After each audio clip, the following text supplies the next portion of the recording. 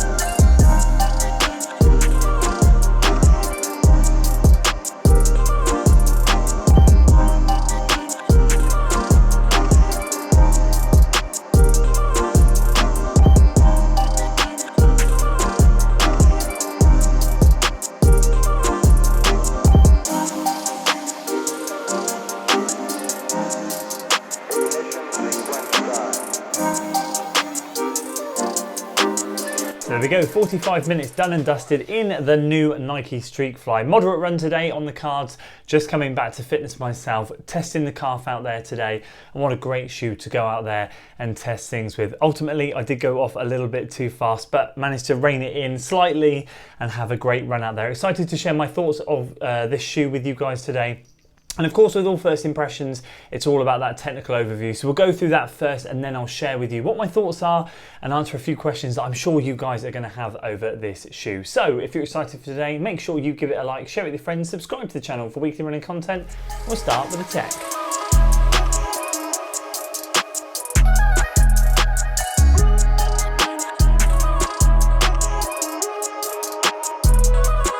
So I'll start off by saying I went true to size in this shoe. I'm a UK size 13, and that's exactly what I went for in this, with a perfect fit. In my UK size 13, we're talking 218 grams or 7.7 ounces, the lightest shoe I have ever owned, bar a pair of spikes. And stack height, we've got 32 millimeters in the heel for a 6 millimeter heel to toe drop, meaning we've got 26 in the forefoot. And what we'll do is we'll work away from the heel counter, talk about the ankle collar, the tongue, the lacing, the upper, the midsole, and then the outsole. So in terms of the heel counter and ankle collar area, nice and lightweight, nice and thin, ultra thin knit upper being used all around this shoe, so there's not a lot of structure to it. The one thing that gives it a little bit of structure, if I pull this in here, you can see the outline of the plastic cup which runs all the way around the outside of the heel. That gives you a nice locked in feeling. That coupled with this bumper padding which goes all the way around here. You see that sort of type of padding in a lot of Nike shoes, especially the Next Percent. It's got that bumper padding that runs all the way around. It's a bit thicker at the back there than in the Next Percent, so it gives a little bit more cushion and a little bit more protection. Either way, I feel like with this plastic heel cup and this bumper cushioning, I do get a nice locked in feeling, but still super, super lightweight. That coupled with this tongue and lacing system and the upper, it just works really well for my foot. In terms of the tongue and the lacing, as you can see, it's an offset lacing pattern as they usually use, just relieves pressure on the top of the foot when you're trying to lace down hard. And this tongue, it's not gusseted tongue. So a gusseted tongue is where there might be some inner material attaching the tongue to the medial and lateral sides of the shoe to stop the tongue from sliding either way over the foot. But this tongue is sort of partially integrated halfway down. It attaches about here where my finger is, halfway down the lacing chain roughly. So it just means that there's a little bit of room to maneuver, but it doesn't mean that the tongue goes from side to side. That coupled again with some nice, what way shall I show you? This way. Some nice cushioning across the top of the tongue here, a bit there and a bit there. Just gives you solid protection. One note I've got to say is when I did my run, I cinched these nice and tightly. I ran and I finished and they were still nice and tight. So I have to say, I was very impressed with the lockdown of this shoe. And then of course we've got the ultra thin knit upper, which as I said goes all the way around, super lightweight. In terms of width for this shoe, I have quite a wide foot and it fits really nicely, as do most Nike shoes to be fair. I do really like how this fitted me. There'll be other reviewers out there who have different shaped feet. Obviously, we all have different shaped feet, but I'm coming from a wider foot standpoint, and I've got to say, my foot felt really, really good in this shoe. It certainly was not too thin. So big thumbs up for the upper as well. Midsole, ZoomX, you know what you're getting with this midsole. Great midsole. We're going to talk about that more in how I found it. We have a midfoot shank in here, which is really hard to explain, but I've seen a cutout of it. If you imagine a carbon fibre plate running in the next percent from all the way heel to toe, if you imagine that, now imagine cutting that section out and just leaving this midsection.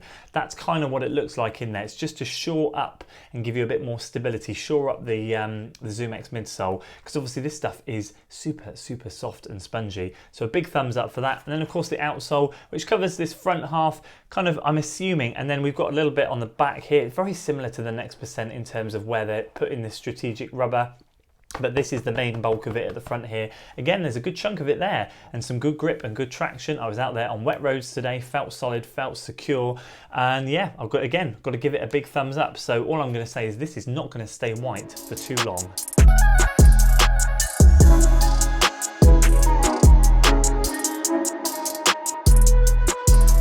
So onto the juicy bit. How did I find this shoe? Well, as you can see, big smile, big thumbs up. Really happy with how the shoe is. I'm going to try and answer 2 or 3 questions. I think 3 questions that I'm going to predict you guys are going to ask me. This versus the Takumi Sen 8, this versus the next percent, and this versus the Turbo 2. I've seen a lot of questions about that, lots of similarities. So I'll try and answer those as best as possible. Not that I can run in Adidas shoes, but I'll give you my thoughts in a second. But Nike shoes for me, they divide opinion. Love the Nike Next Percents, love the Next Percent 2s, quite enjoyed the Vomeros, they were a decent trainer, love the original Pegasus 36 trail shoes. So I've had some good shoes from them, but I do not like the Pegasus 37s or 38s, I do not like the Tempo Next Percents, I do not like the Miler. So they really are, as I said, love or hate, Marmite shoe. I either love them or hate them, and this definitely goes into the right side, it goes into the good category. I'm very happy with this, but does it live up to the hype? I'm not 100% sure yet, and I feel like I need to give it some more testing. I'm smiling and I'm happy because I've bought a Nike shoe with my own money. Yep, I've spent this, I've not been gifted this shoe, and I'm pleased with the purchase. Let me answer those questions first, and then I'm going to give you a little bit more information. This versus Takumi Sen. I'm going to say go and check out Ed Budd and Tim Gross's channel. I tested Tim Gross's Takumi Sens in a 12.5, and although I couldn't fit in them, I said to him on camera at the time in his video, I can see what the hype's all about. And although it was only just a quick run up and down the road, and I'd love to do some longer sort of intervals in them, I think it really does depend on your foot shape. Adidas shoes for me, they're a little bit narrow. So I think it's really going to be down to personal preference. The Takumi Sen has 33mm stack in the heel, this has 32. So they're very, very similar, both 6mm drop. So it really is going to come down to preference. Sadly, I can't give you a better answer, but as I recommended those 2 channels, go and check them out. You'll probably see that there. Would I race in this thing over the Next Percent? At this stage after this run, no, I wouldn't. I wouldn't choose this to race in. It's still, even for 5 or 10K, I'd choose the Next Percent. Give me time, let me do some more workouts in it, or let me do a workout in it, let me see how I feel in it. I just feel like with the lack of carbon plate in this, and I get why they haven't put one in, because the stack height's too low. I think it would be a completely different shoe if they had a full length carbon plate in it. But the ZoomX works amazingly when there's a carbon plate involved, and I feel like without a carbon plate it can just be a little bit too soft. So I'm going to say no to that for now, but watch this space. How does it stack up to the Turbo 2?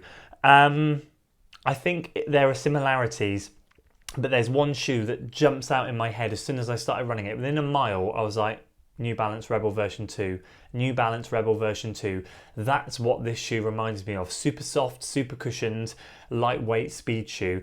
Is it a racer? Would I race in the Rebel? If I didn't have a carbon plated option maybe, but generally no. And that kind of goes for this. I might change my opinion as I go along, but that's the first shoe that came into my mind. In terms of profile and stuff, yes, it feels like the Turbo, and I know I love the Turbo 2, which is why I think I'm going to love this. There are similarities for sure, and this is obviously lighter weight. How durable it's going to be, time will tell. My Turbo's conked out on me after 250 odd miles. My arch started to collapse in with the soft foam. You saw the Rebels, I could only get just past 125 miles before that was too soft and my ankles started caving in. Who knows how long this will be. But those are the two shoes that I'm going to give you a comparison of. The Turbo 2, yes, I can see comparisons. Profile, it does feel relatively similar. It does feel softer than the Turbo 2, if I'm honest with you. This feels a little bit softer, but definitely Rebel V2 is my instant thought of comparison with this shoe. So in terms of personal preferences and how I found it, I did really enjoy it. I wasn't blown away by it.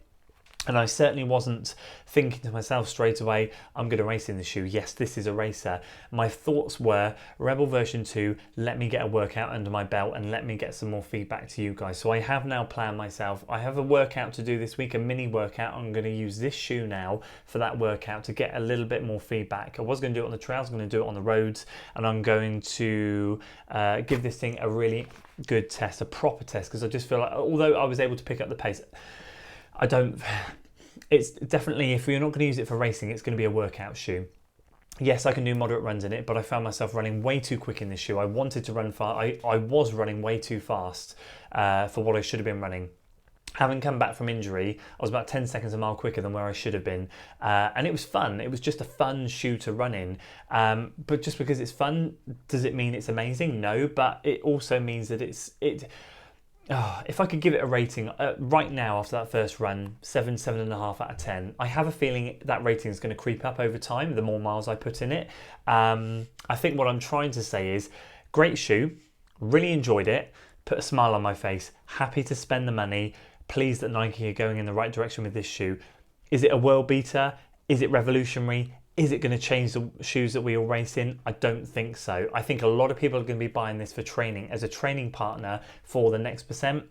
And I know that defeats the object of what they're trying to market it as, but that's kind of where my head is at. Quite frankly, for £135, I'm happy to use this as a speed day shoe. I'm happy to use this as a workout shoe.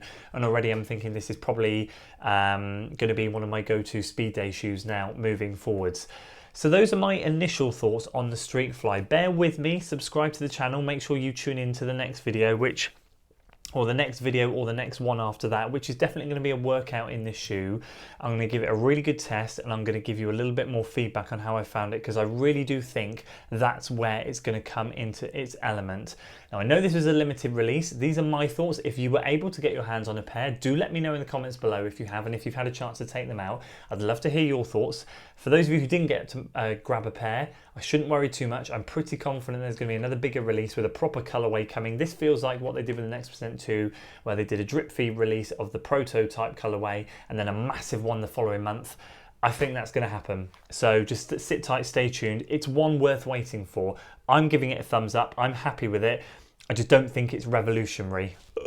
So yeah, those are my thoughts. Would love to know yours in the comments below, and let me know if you're keen on trying this shoe out. Would love to get that discussion going. That's it from me though today, guys. If you enjoyed today, make sure you give it a like, share it with your friends, subscribe to the channel for weekly running content, and as always, I'll see you in the next one. Until then,